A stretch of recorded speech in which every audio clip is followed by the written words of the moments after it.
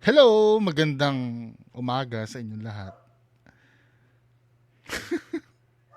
Oh, may magagalit na naman. I'm sure may magagalit na naman sa sasabihin na naman, pati yan pinakikialaman mo. Hindi, ano lang, may nagpasa sa akin na nakokomentan ko si ano name nito, si Iruma yung apelyido, nakalimutan ko ng name mo, sir, no. So fino-forward to si Sir Alex Pabella, no. Well, may pagka-FLM pa rin naman yung topic. So, ito si Sir Alex Pabella, no, nagpo-post ng mga, ah, alam mo yun, ah, yung mga pagtulong-tulong niya na katulad nito. For example, ito, no. Hello, magandang hapon at may bisita ko dito dalawang kabataan na hindi ko na sasabihin yung pangalan, baka ibas pa ninyo eh. At ito Baka i-bash daw.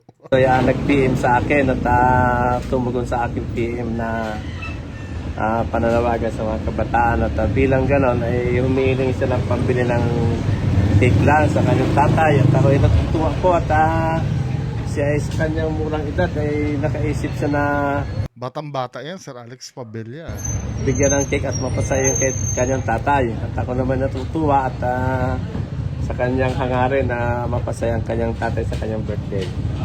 Happy birthday po tayo at ako may binigay sa iyong pambili ng Oh, cake dito. 1.5. Dito sa iyong mabait Ako rin, magbe-birthday din ako. na anak. At Ning, maraming salamat sa iyo ha. At kung ano man ito nakayanan ko ay ipagpasalamat mo sa Diyos ha. Thank you po. Okay, oo. Sige ha, maraming salamat sa inyo at sana ay marami pang kagaya mo na nagsisikap sa mga bagay-bagay na ganyan. Ha? Na, nagsisikap na manghingi. Okay, at Kaya alam nyo mga kababayan ko, hindi mamatay-matay yung yung mga ganitong content, no. Sabagay, no. I have nothing against naman sa mga ganito. Although may mga nasasabi sila sa poverty porn, at least kahit pa paano yung ganito. I don't know sa capacity ni Sir ni Sir Alex Pabella. Siguro libangan niya, no? Pwede mong ipalusot na libangan niya. Pero wala namang dito. Kung ako sa akin kasi, sa poverty porn, bagamat, oo, tutol din naman ako. Kasi nga, di ba, pero sa akin, lesser evil na to kumpara dun sa mga content na, yung mga prank-prank na wala namang kwenta. Yung mga nakakaabala na prank. No? Kaya lang, syempre, pag mga ganitong galawan, hindi na maiiwasan na pag-isipan ka na may something. Or talaga namang siguro naman, magiging fair naman ako. Baka naman gusto niya lang talaga makatulong. Anyway, hindi nasagi lang to sa wala. Pero ang main topic natin kasi ito, may pinost si Sir Alex Pabella Play na to. magandang umaga sa inyo mga katrupa. Nandito ako sa aking tahanan at may isa akong bisita rito sa umagang ito at siya ay nagpapatotoo na nung panahon ng pandemic ay isa sa nabigyan ng tulong ni paring Francis Leo Marcos. Kaibigan, anong naitulong siya ni paring Francis Leo Marcos? Panahon ng pandemic, nung nasa libis pa kami ng kwan, nabigyan kami ni Pilmin ng kwan, isang sakong bigas at saka kalubasa. Na supplyan kami noon panahon kasi bawal kayo maglabas sa kumpanya noon sa Accenture. Ibig sabihin na nung panahon ng pandemic, talagang isa kayo sa nakareceive ng pagtulong mula sa ating bida. Totoo yun. Nakareceive kami ng pagkain sa kanya. Mula sa ating bida. Dali lang, maka-request, basta sabihin mo lang yung pangalan at lista.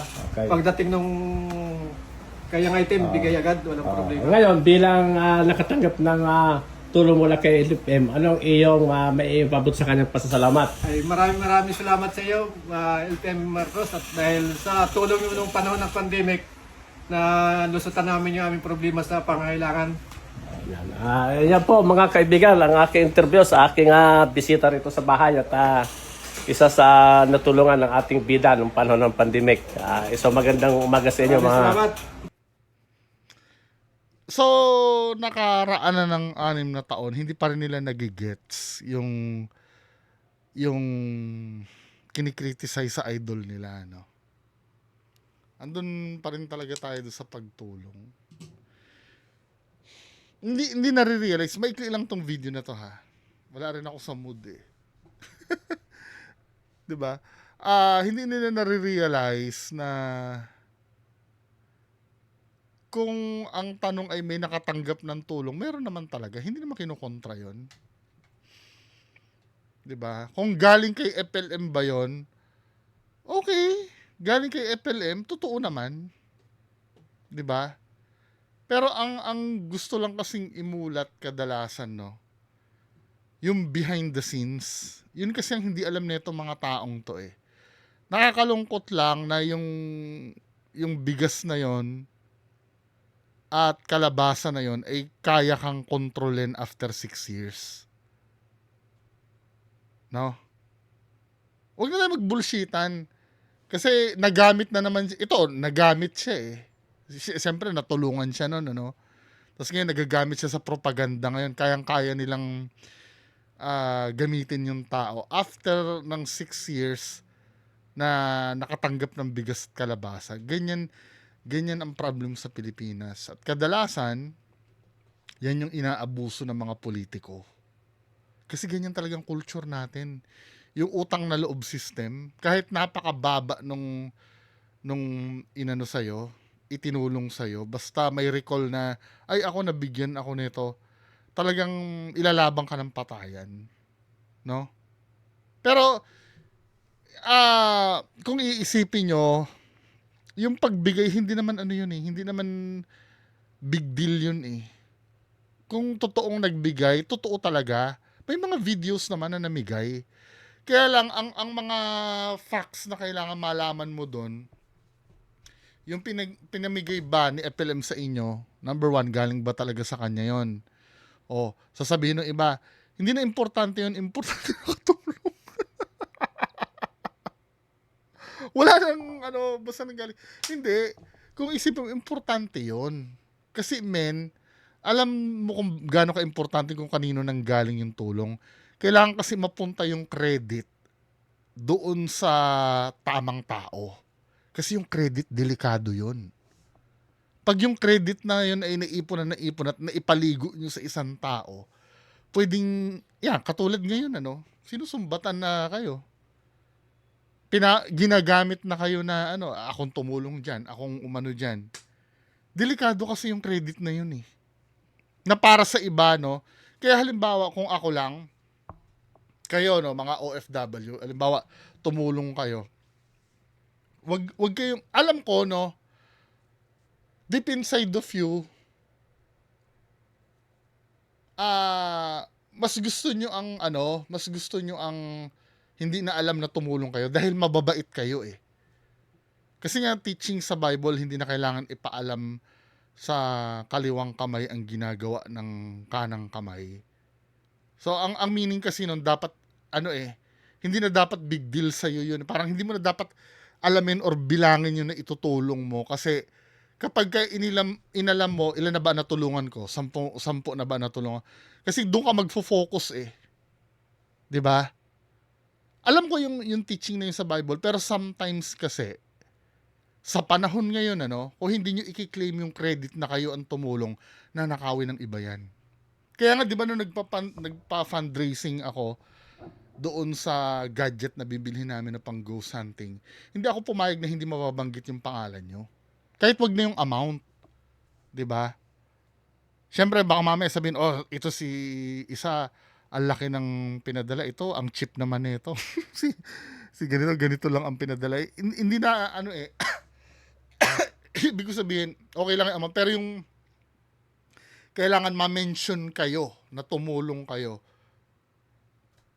Yun? Hindi naman dahil sa, para sa kapakanan nyo din kasi yun. Hindi dahil iyayabang kayo na tumulong kayo, no? Pero pag may gano'n na inisponsoran kayo, kailangan talaga malaman na kayo yung nagbigay kasi mamaya kung kani-kanino mapunta yung credit eh. Kayo yung tumurong kay Sir Ed Caluwag na mabili niya yung spirit box, 'di ba, na fundraising natin. Kaya kayo mabanggit doon.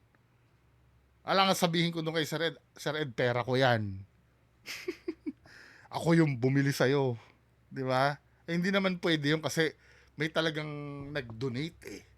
Kaya yung pag-donate, hindi naman kasi masama talaga yun.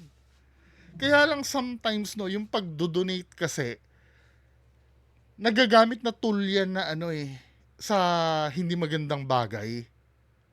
Yung papapaniwalain mo yung mga tao sa mga bagay na hindi totoo. For example, no, kasi yung mga tao hindi na nagbabother mag-check ng detalye yan eh. Parang ganito yan, ano. Sasabihin ni Tito Norman Mangusin. Namigay ako sa ano ba yung lugar na pinuntahan nila, The Kings? O ganito. Namigay ako sa for example, no, sa Quezon. Namigay ako sa Quezon ng 1,000 toneladang bigas. Tapos ipapakita ko sa inyo yung pruweba, ano, may binivideohan lang kayo. Tapos may mga tao nagpapasalamat kay Tito Norman. Salamat FLM dito sa bigas na binigay mo. Yung mga nanonood kasi hindi na nila binabader. Oy, sabi niya 1,000 tonelada daw 'yon. Ilang sako 'yan? 1, 2, 3. Hindi na magbabader yung ibang ganun eh. Pag nakita na may naitulong, hindi na magbabader i-cross match doon sa diniklara. Doon kasi nagkakaroon ng problema. Oo, problema yun. Kasi vina-validate natin yung mga bagay na hindi totoo. Kaya importante yung transparency. Isa ito sa pag-usapan namin ng debate, di ba? Na importante talaga ang transparency kahit gobyerno. Inaano talaga yung transparency dahil prone ng abuso dyan eh. Halimbawa, nakalikom ako, no? Proven naman, sinabi naman ni Sekiyama. Halimbawa, sa 1,000,000, 200,000 lang itutulong. Eh, yung ipapakita sa video na tinutulong nila na worth 200,000, hindi naman nabibilangin nung nag-sponsor yun eh. At yung mga sponsor naman, hindi, importante sa akin na tulungan yung mga tao. Hindi na importante yung transparency, bahala na sila dyan. Delikado yun. O kita nyo yung ginagawa ngayon, no? Paano yung mga OFW na nagpadala ng pera para ito? Yes, confirm eh. May mga OFW na nagpadala eh. Kahit si Sir Dong Batalan, sinasabi niya yun eh. 'Di ba? Meron siyang list. Tamo ha, wait lang ha, para baka sabihin niyo nag-iimbento ako eh. Ayoko kasi ng ganun. Alam mo, minsan pag nagkikwento ako, obligado magpakita kasi ako sa inyo ng ng data. Kasi yan ang paraan para maipakita ko sa inyo na totoo ang sinasabi ko. Hindi ako basta daldal ng daldal. Hindi katulad nung iba dyan na naman daw inubos niya ang pera. Sino nagsabi? Sabi niya. Asan yung proof nun? Diyos ko. Tama ha, ito yung proof na meron talagang nanggaling sa OFW na hindi sinasabi ng idol nyo. To, no? Paano yung mga nakalista na sobrang liliit na pangalan? Ito yun, yung na-interview si Sir Dong Batalan. Hanapin natin ha, wait lang.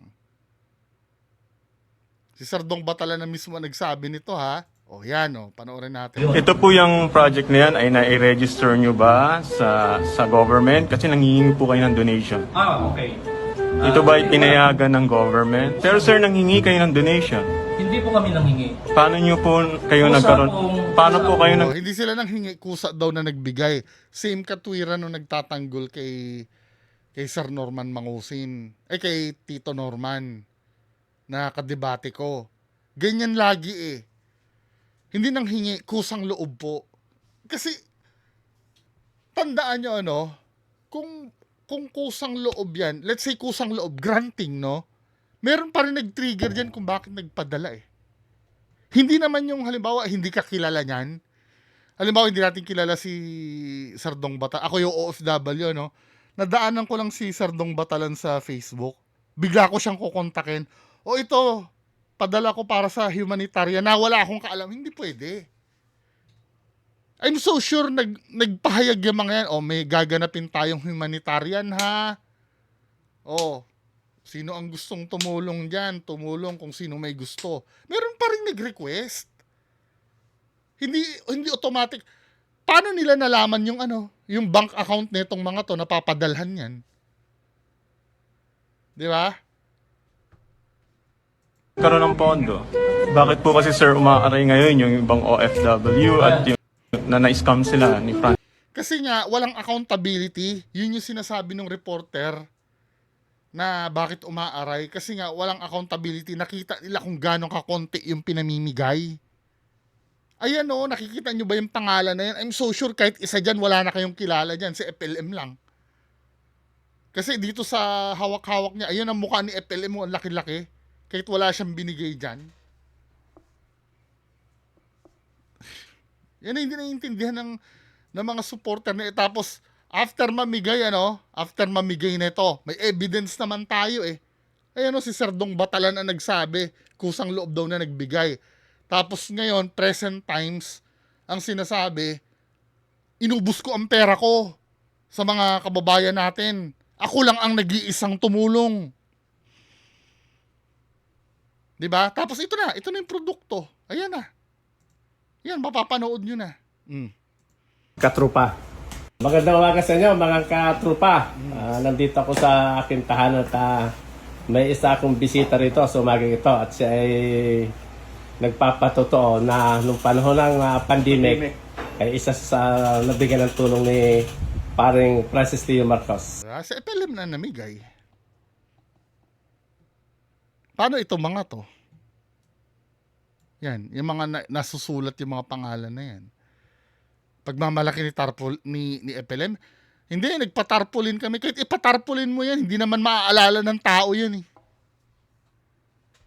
Ikaw lang ang naalala ng tao nung time na yan eh. At yan ang ginamit mo na panumbat nung tatakbo ka na eleksyon. Ako yung ganito, ako yung nagbigay. Ako lang ang namigay noon. Pero mo siya lang daw ang namigay nung pandemic. Ginawa mo inutil yung San Miguel, sila Ramon Ang, sila Henry C. Hindi mo na ba nabasa yung mga tulong na pinahatid noon, ng mga billionaires na yon? Ikaw lang siguro pinakamaingay nung time na yon, pero come on. Francis Leo Marcos. Pero dun sa sinasabi nilang fake na humanitarian yan at hindi kami kumuha ng lisensya. Kunting consideration sa common sense, no? Gutom na yung mga tao para kumuha ka pa ng lisensya. Gutom na daw yung mga tao para kumuha ka ng lisensya kasi kini-question sila ng SEC eh. Kailangan pag namimigay ka, may lisensya kasi. 'Di ba? May lisensya dapat. Para saan yung lisensya na yon? Yung lisensya nga kasi na yon, bago ka magkaroon nun, magpe-present ka ng mga sino yung mag-o-audit dun sa mga ginastos nyo. Yun yung kumbaga may transparency kayo mapapakita. Wala sila nun, kaya hindi sila ma-issuehan ng tapos ang kakatwira niya, gutom na yung mga tao. Mag-a-apply pa ba tayo ng lisensya? Parang tanga lang, di ba? Di sana kung ganun ang ginawa nyo, yung pera na likom nyo, ibigay nyo sa lehitimong foundation. GMA Kapuso, yon, may mga lisensya yon. Ba't kayong gumawa ng sa inyo? May ibang way naman eh.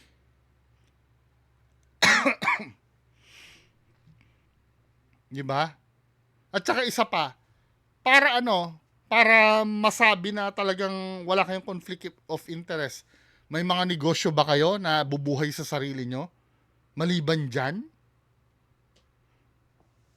Wala nga kayo mapakitang lehitimong negosyo eh. Para kahit papaano maisip ng tao na hindi sila magnanakaw dyan sa donasyon na yan. Kasi may negosyo naman yung mga yan eh. Wala kayong mapakitang ganun eh. Diba? Kaya mga kababayan ko, nakakabahala ito. Just imagine, after 6 years, talagang ang alam niya pa rin talaga si Epilem ang tumulong sa kanila. At pag nagkwento ito sa iba, katulad niya, no, nagkikwento sila, hindi na kasi nalalaman. At doon kami papasok para paalam yung facts ng nangyari. Kasi alam nyo, kung halimbawa, hahayaan, no, kasi may mga nagsasabi, hayaan nyo na lang yan, wala nang pag-asa yan. Pag hinayaan mo ng hinayaan to, yung mga bagong tao, malalaman ito eh. Ito yung magti-trigger para maiboto nyo ang maling tao. Pag naiboto nyo yung maling tao, magsisisihan na naman tayo bandang huli. Bakit ganyan na naman nangyayari sa Pilipinas? Para tayo hindi natututo eh. Sa mga ganitong maliliit na scale na bagay, para tayong tanga eh. Di ba, men? Parang obligado tayong tumamo ng utang na loob basta alam natin ganito eh. Kahit hindi natin. Kaya importante kasing aalamin lahat ng bagay eh. Hindi mo naman malalaman lahat ng bagay, pero may mga taong nag-i-explain yan para sa inyo. Tapos ibang tao, naninira ka eka, naninira eh. Putang ina, nagpapakita na nga kami ng mga ano sa inyo, ng mga evidence sa inyo. Tapos naninira. Ano ba? Bahala kayo, no? Basta ako, itong ginagawa ko para ito sa mga bagong tao na wala pang alam dito sa nangyayari dito. Kayo mga nandyan na sa loob, di bahala kayo dyan. Actually, sa tingin ko talaga, yung iba sa inyo alam na eh. Pinipilit na lang talaga na, na lokohin ng sarili. Well, choice nyo yun eh. May magagawa ba ako? Yun lang po, magandang umaga sa inyo lahat. Bye-bye.